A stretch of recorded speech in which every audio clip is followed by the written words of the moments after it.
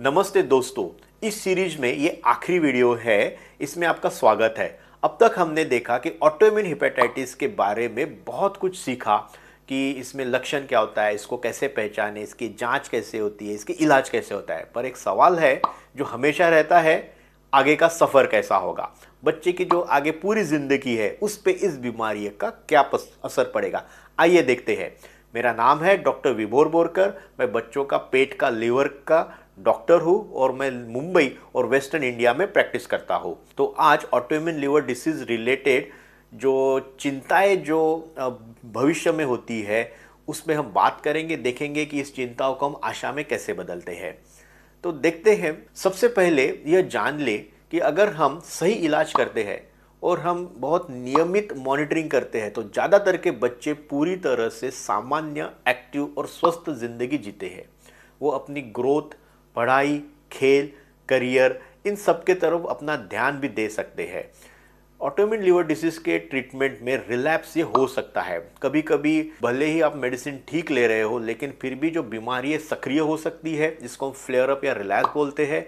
इसलिए नियमित फॉलोअप और ब्लड टेस्ट करना जरूरी है ताकि ये स्थिति को हम बहुत ही शुरुआती स्तर पे जान ले और जब रिलैप्स होता है हम ज़्यादा डैमेज लिवर को ना होने दें। इलाज का लक्ष्य यही है कि रिमिशन को मेंटेन रखे, यानी बीमारी को एक सुप्तावस्था में यानी सोने की स्थिति में डाल दे ताकि लीवर है स्वस्थ रहे, इसमें बीमारी के लक्षण ना दिखे और एक लंबे समय के लिए ये लीवर चलता रहे। जैसे जैसे बच्चे बड़े होते हैं उनकी ग्रोथ होती है। कभी कभी कुछ दवाई है जैसे स्टीरॉयड है, वो ग्रोथ पे असर डाल सकते हैं। इसलिए डॉक्टर को नियमित दिखाइए। जब ऐसा हमें डॉक्टर को शक आता है उस हिसाब से दवाई एडजस्ट की जाती हुई है, टेस्ट की जाती है, कभी कभी अलग से दवाइयाँ भी दे जाती है। दूसरा इंपॉर्टेंट एस्पेक्ट होता है बच्चों में जिसको हम बोलते हैं प्यूबर्टी या यौवन की स्थिति। ओके, तो अगर बीमारी अच्छे से कंट्रोल में है तो ही शरीर में ग्रोथ अच्छे से होकर शरीर का पूर्ण विकास हो सकता है। अगर हम दवाई ठीक से नहीं देते हैं, बीमारी अच्छे से कंट्रोल में नहीं करते हैं तो डेफिनेटली इसका असर बच्चे के पूरे शरीर पे पड़ेगा और जो संपूर्ण शारीरिक ग्रोथ है वो नहीं होगी। आगे जाके जब बच्चा बड़ा हो जाता है, वयस्क हो जाते हैं, तो अगर बीमारी अच्छे से कंट्रोल में है तो अपना पूरा प्रोफेशनल लाइफ है, नौकरी है, सारे कर सकते हैं, शादी कर सकते हैं, अपना परिवार भी बना सकते हैं।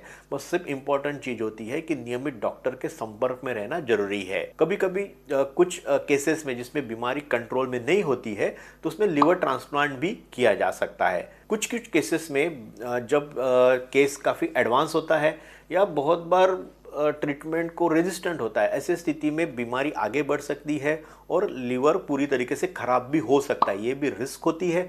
ऐसे स्थिति में जिसको हम बोलते हैं कि एंड स्टेज लिवर डिसीज आ गया है, इस स्थिति में लिवर ट्रांसप्लांट भी एक बहुत इंपॉर्टेंट ऑप्शन अवेलेबल है जो आजकल बहुत ही सफलतापूर्वक किया जा सकता है। तो ऑटोइम्यून लिवर डिसीज ये सिर्फ बच्चे की बीमारी नहीं है, इसमें पूरा परिवार अफेक्ट होता है। तो इसलिए कभी कभी पेरेंट्स को बहुत गिल्टी महसूस होता है, तो इसको पॉजिटिवली अपने फेस करना चाहिए। बहुत बार बच्चे सोचते हैं कि उन्हीं को क्यों ऐसी बीमारी है जिसके लिए लंबे समय के लिए दवाई ली जा सकती है। इसके लिए बच्चों से बात कीजिए, बिल्कुल सरल भाषा में समझाइए। कभी कभी कुछ बच्चों को चाइल्ड साइकोलॉजिस्ट का भी कंसल्टेशन लेने की ज़रूरत पड़ती है। जब आपको ऐसा सुझाव दिया जा सकता है तो उसको आप एक्सेप्ट कीजिए और डेफिनेटली ये बच्चे के सोच में काफ़ी फ़र्क कर सकता है। बहुत बार जो रिश्तेदार है वो लोग पूछते रहते हैं या कंसर्न होते हैं, ये कुछ गंभीर या छुआछूत वाली तो बीमारी नहीं है, तो उनके जो डाउट्स है उसको डेफिनेटली एड्रेस कीजिए और जीवन के तरफ एक पॉजिटिव एस्पेक्ट रखिए। ऑटोइम्यून लिवर डिसीज के काफ़ी केसेस है। आप इस बीमारी के साथ दुनिया में अकेले नहीं हैं। बहुत सारे ऑनलाइन कम्युनिटीज़ या सपोर्ट ग्रुप इसके लिए उपलब्ध है। डेफिनेटली उसको ज्वाइन कीजिए, बाकी लोगों के साथ अपना एक्सपीरियंस और जर्नी शेयर कीजिए और उनके एक्सपीरियंस और जर्नी से आप भी महत्वपूर्ण चीज़ें सीख सकते हैं। तो देखते हैं, कुछ सवालों का क्विकली जवाब ढूंढते हैं कि क्या बच्चा वैक्सीन ले सकता है। शुरू के वक्त जब इम्यूनिटी की दवाई बहुत ज़्यादा होती है तब हम वैक्सीन नहीं देते हैं, लेकिन जब ये दवाई कम हो जाती है तो डेफिनेटली वैक्सीन ले सकते हैं। प्लीज़ अपने डॉक्टर से इसके बारे में पूछिए। क्या इसके लिए कोई विशेष डाइट है? एब्सोल्युटली नहीं, बिल्कुल एक सामान्य बैलेंस्ड और एक अच्छा पौष्टिक आहार दीजिए। दवाई कब तक चलेगी? लंबे समय तक चलेगी, कभी कभी लाइफ टाइम भी चल सकती है। इम्पॉर्टेंट है कि दवाई रोकना नहीं, लिवर सुरक्षित रहे, ये हमारा एम है।